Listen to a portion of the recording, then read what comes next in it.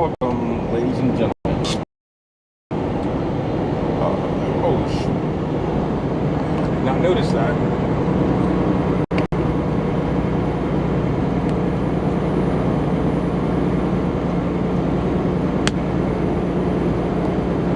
With the windshield being so cold, it's kind of hard for it to stay up there on the windshield. Of course not. Of course, having technical difficulties today this morning.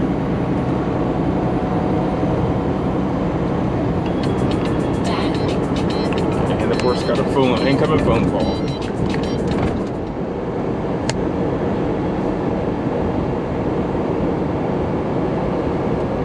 Hopefully I got that fixed. See, I'm trying to freaking warm the windshield up, but I guess he just doesn't want to stay up there.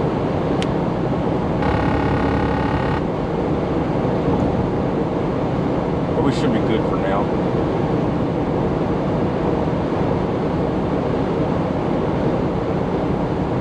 So today we are in North Carolina, as the title says, headed to, oh man, it's called North Carolina, headed to Fort Mill, South Carolina. Picked this load up in Burlington, New Jersey yesterday, and this morning we have an appointment from 7 p.m. to I believe 5 p.m. and of course it's a live unload. Luckily my next load don't pick up till tomorrow anyway.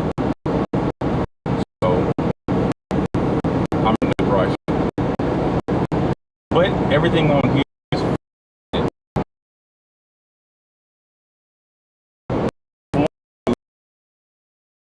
JB.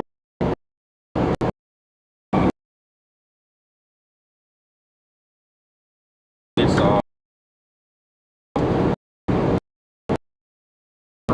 and like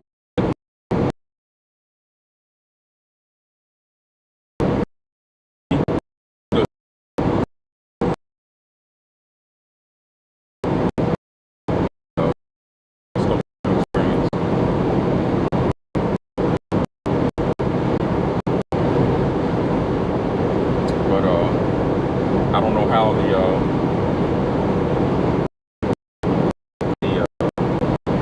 Wi-Fi is on that.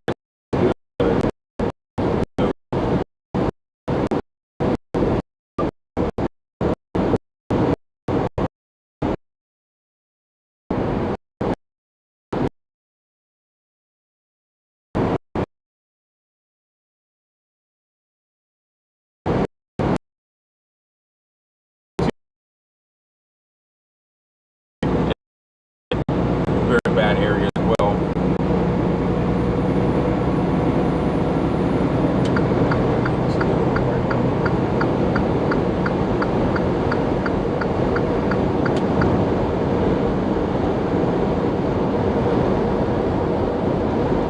But yeah, so like I said, my last post I posted that I was going to do like a pros and cons on reasons why I'm with JB Hunt and whatnot. So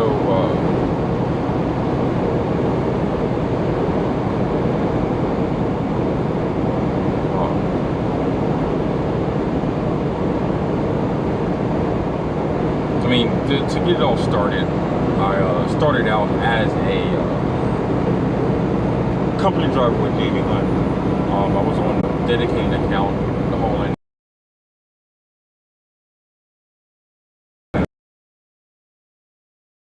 It wasn't, I mean, for a local job, you want to be able to, you know, be home every day and enjoy the home life as well. Well, I couldn't really do that being on the shift that I was on. Like, meaning they had two different types of shifts. So they had a you want to make money shift, and so of course I wanted money.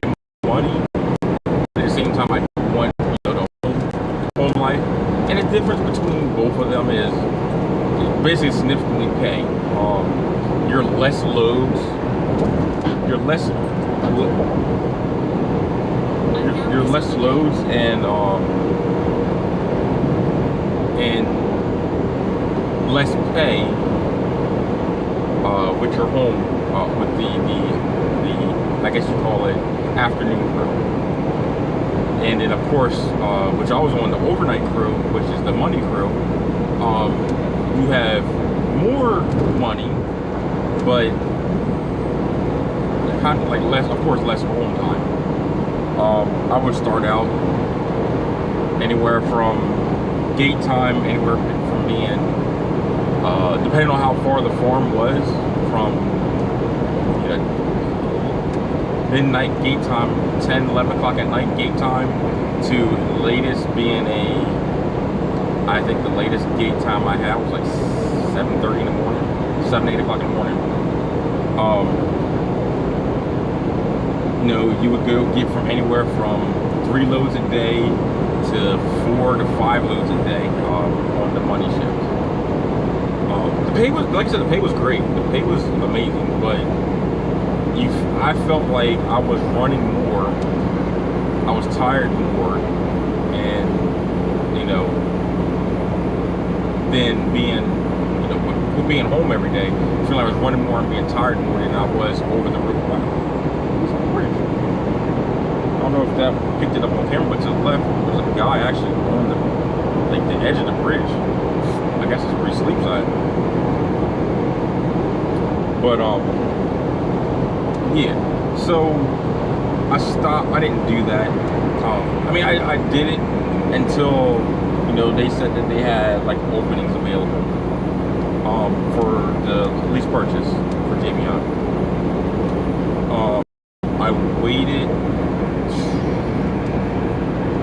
man, probably like 5 to 6 months to get the transfer and do all this stuff. And at the time, it was constantly the same thing. You're on the waiting list, you're on the waiting list, you're on the waiting list. And I got tired of hearing the waiting list and whatnot. And USA Truck, of course, offered me lease purchase. So I went with them. And I was with them for about a year. And then Jamie Hunt said, hey, look, the IC program's opened back up. It's a lot different. Things have changed. And coming into this now, I realized that the IC program has changed from the time I was there years ago. It's changed dramatic. But I was like, you know what? They hit me up. A good friend of mine said that that they were going back. They were going to leave USA and go there. And like I said, I never had any bad problems with Jamie Hunt. So I was like, you know what? Hell, why not? Let's try it. Let's try it. Let's go for it. So I left. I was planning on taking my truck that I had. I got it through Bush, and it was a good truck. But when it came to getting your maintenance and all that stuff done, it was a hassle. To get your money that you put into it to get your truck fixed. I mean, they tell you that you've got and that's it's a story for another time. I'll make a video about that, because I had a whole bunch of stuff that went wrong with that. So they were like, well, we do got SFI. So I had SFI up, and I got linked up with Kayla. She's pretty good. She's decent. I don't really communicate too much with her. I don't really have any issues that come up with the truck or whatnot. I try to make sure I keep my truck maintained and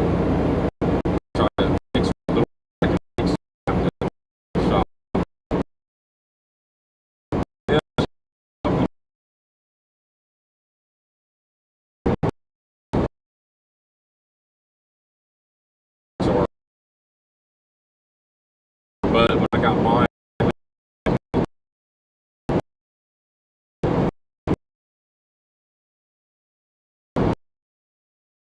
like 3 offers on different. My first truck that they offered me was in 2019, 2020. International ProStar LT. That was the first one that they offered, and I didn't really. I wasn't too fan of the International, so I was like, nah, you know, I'll pass on it. It was a manual. It was a, I think it was a 10-speed. It was out in Phoenix, Arizona, and that's just, I didn't want that, so I told her no. Then about 2.5, 3 weeks later, she contacted me again, and she had a Freightliner Cascadia. That was up in Green Bay, Wisconsin. I wanted a used truck. I didn't really want a new truck. I wanted a used truck. I wanted something that would have me, you know, paid off in a year or two. So, but this Freightliner that she offered me, it had too many miles on it. I think it was like 500,000 miles on it. And I was like, I kind of didn't want to go that because I didn't want any problems between me picking the truck up and running it, and, you know, being in the shop constantly. That's what my last truck was from Bush. It just constantly shop stuff. So I told her no on that too as well. And at the time, they gave you 3 turn downs. You got 3, and then you were put back at the back of the list. So she asked me again, like, what was I looking for? I told her, I was like, honestly, I wanted the Peterbilt 579, but I know those were slim to none. Mostly everybody had those already, and there were none really being turned new. So she's like, yeah, they're kind of slim. I was like, and I wanted a manual as well. And she's like, you know, everything's really automatic and, you know, blah, blah, blah. So I was like, okay, you know. She's like, but I'll see what I can do for you. She's like, just give me a little bit of time. And I'm like, okay, no problem. About a week and a half later, she hits me up and was like, hey, I got 2 trucks for you. One is a manual and one isn't. I was all right. So one truck was a 2019. It was a 2019 Freightliner Cascadia. It was a 13-speed. It was out in Phoenix, Arizona. You know, I was okay with all that. It was a 1-year lease purchase on it. I was super okay with that. And then she said the miles that it had on it. It has over 600,000 miles on it. So no factory warranty. I don't believe there's any. I don't know how the extended warranty works. For a truck that's already over 600,000. So, but basically I don't think there was any warranty on it.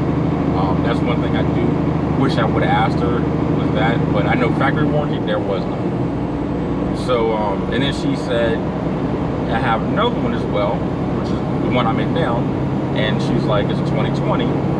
I got this truck at 240,000 miles on it. As I'm speaking now, and I have 312,000. So I did just over, 50,000 miles with my within my first year. And she's like, I have this 2020. It's a 2-year lease purchase on it, and it's down in Charlotte. So she sent me pictures of both trucks. I did like the white one. The white one was nice. Actually, I kind of like the white one over the blue one because the white one was already skirtless. As you see my truck now, it's skirtless. It didn't come that way. It came with skirts on it. So, but for the most part, like I said, that's how I got this truck. And then when I got the truck, I picked the truck up on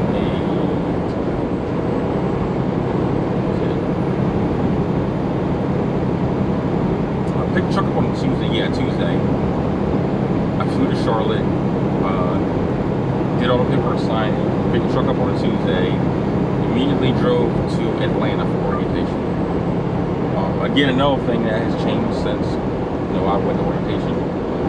They used to let you get a hotel room, but I guess you gotta sit in your truck now. But yeah, they pay for the hotel room and everything. Great hotel.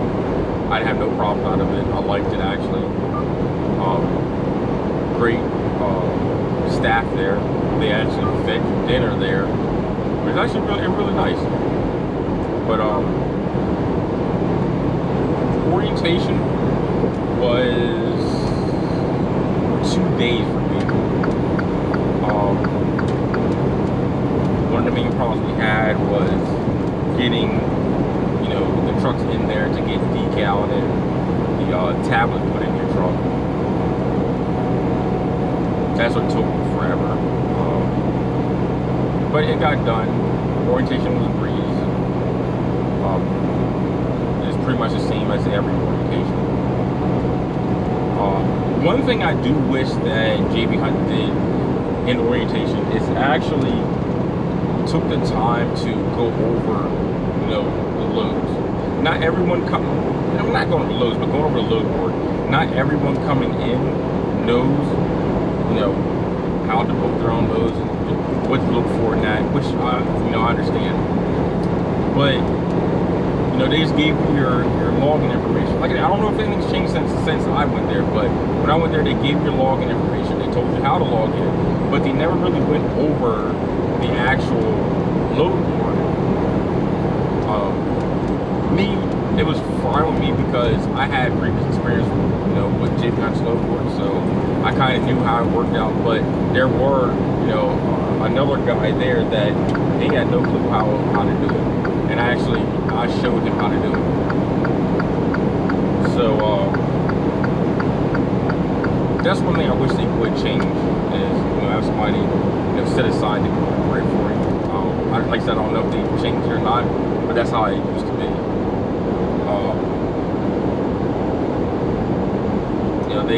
They ask you if you want the toll program.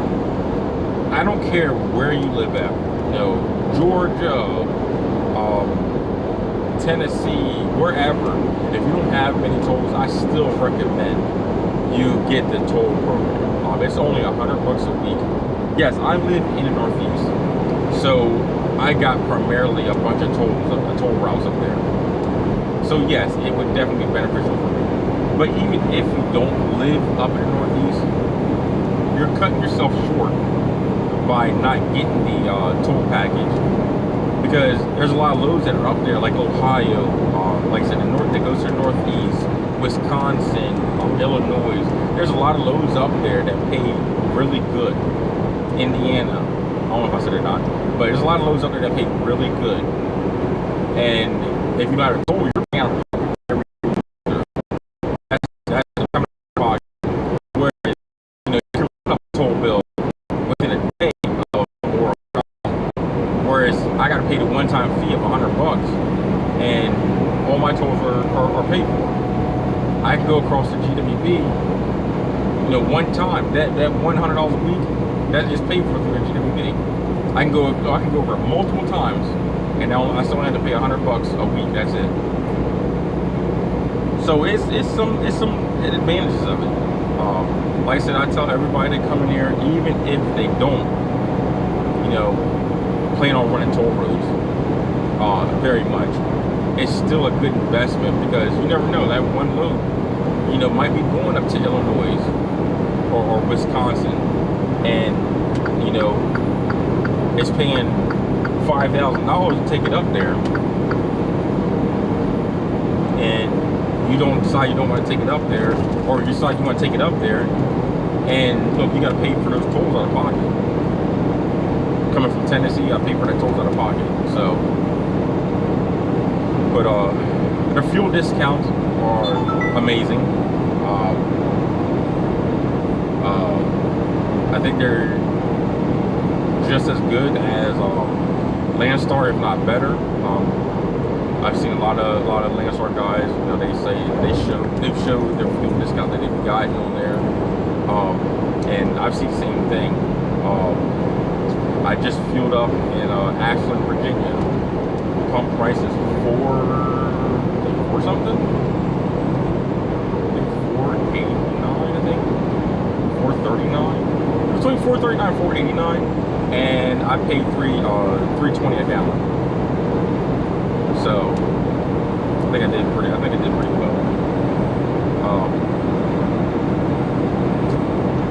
I do believe you can fuel just about anywhere, but I recommend you use the WEX app that they have, and it tells you where the best discounts are.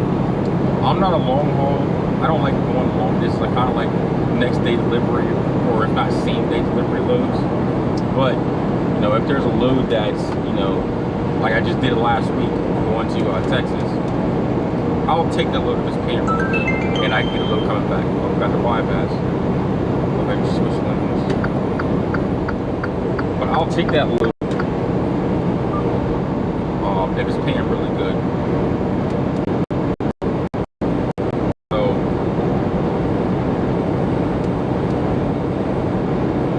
I see a lot on Facebook, and I think you see a few people on YouTube complain about it, about the trailer issues. I haven't had much of a trailer issue. Most of my loads have been dropping hook through Frito-Lay, and they've always had a trailer for me. I try to avoid going to places that have the known trailer issues. Like Atlanta is one of them. Chicago area is one of them. I know I went over there before, and it was a pain. I went up to Minnesota once before, and I didn't have a trailer. Man, the closest trail was like 300 miles away. So there are some places that do have trailer problems, but I can't really speak on it because I haven't really been through it much.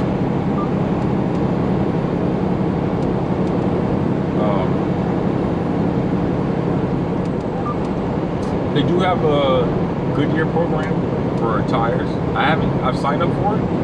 My business has signed up for it, but I haven't used it because, of course, dealing with SFI won't pay for it out front.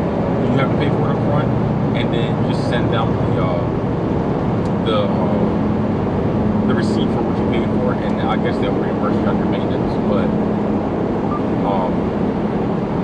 if it's not much of an issue tire wise, if it's not that much, I really wouldn't worry about getting a reimbursement. I would just leave my maintenance fund alone.